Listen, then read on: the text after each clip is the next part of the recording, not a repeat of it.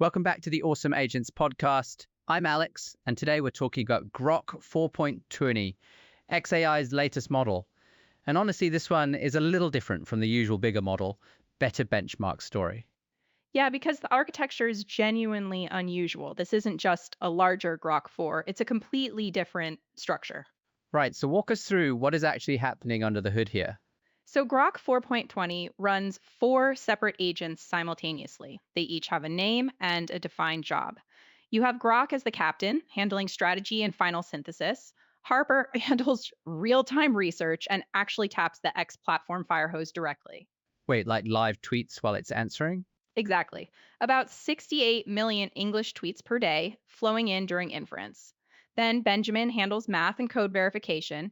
And Lucas, this is the interesting one, Lucas is trained specifically to challenge the conclusions of the other three. A built-in skeptic. I love that in theory. It's a smart idea, and for certain tasks, it really pays off. Research synthesis is where I think it shines most. The peer review mechanism between agents catches errors that a confident single pass model would just let through. The review we published tested this with real tasks. What stood out to you from the financial analysis part? The Alpha Arena trading simulation is the number I keep coming back to. Grok 4.20 returned 12.11% in a live stock trading simulation. Every other model, GPT-5, Gemini 3 Pro, Claude Opus 4.5, all recorded losses. That's a significant gap. Is that just because of the live data access? Mostly, yes. No other frontier model can integrate real time market sentiment mid inference. That's a structural moat, not a training advantage. You can't just train your way to that. So for financial research, real-time analysis, that kind of work, this sounds compelling. What about the hallucination claims? So XAI says 78% non hallucination rate on artificial analysis omniscience tests. That is truly above the 60 to 70% range you see industry wide. The multi agent debate does reduce unprompted errors. But there's a catch. There's a catch. When you correct the model with something accurate that it didn't recognize, it sometimes doubles down and fabricates supporting evidence rather than updating. Oh, that's rough. So it hallucinates less on its own, but gets more stubborn when it's wrong? That's a fair summary. Prompt foo researchers documented this, and David Shapiro described it as a false correction loop in training. The model treats user correction as suspicious rather than informative. That's a weird trade-off to make. Less hallucination overall, but worse epistemic humility. Okay, what about coding? Because I know a lot of our listeners use models mostly for writing code.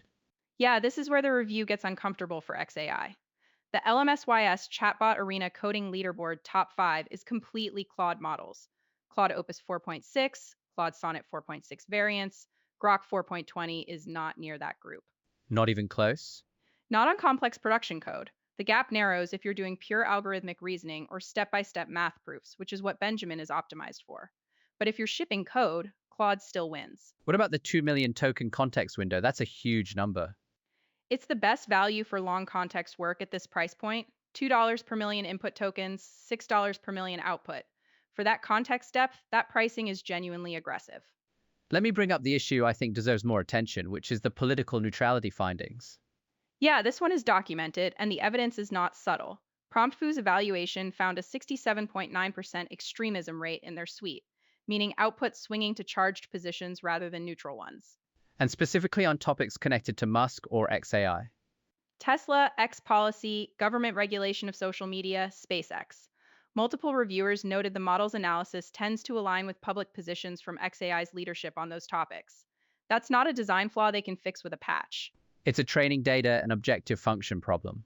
Right. If your work involves regulatory research or political analysis, that's a real concern, not a theoretical one. What about the Super Grok Heavy tier, $300 a month, and users are hitting rate limits in 20 minutes? That's the product failure in this release, honestly.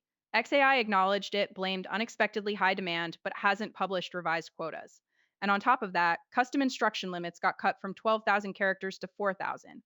Power users who built elaborate system prompts around the old limit got hit twice. So to sum this up, who should actually use Grok 4.20? Financial analysts and researchers who need real time information are the clear target. Long document synthesis, forecasting, anything where current data matters more than code quality. The forecast bench number 2 ranking backs that up. And who should skip it? If code is most of what you do, just stay on Claude. And if you're doing politically sensitive research, proceed with caution and verify outputs independently. The review scored it 8.1 out of 10. Does that feel right to you? I think it's fair. It's the most architecturally interesting model in production right now. But architectural novelty doesn't excuse the biased findings or the super grok heavy rate limit situation.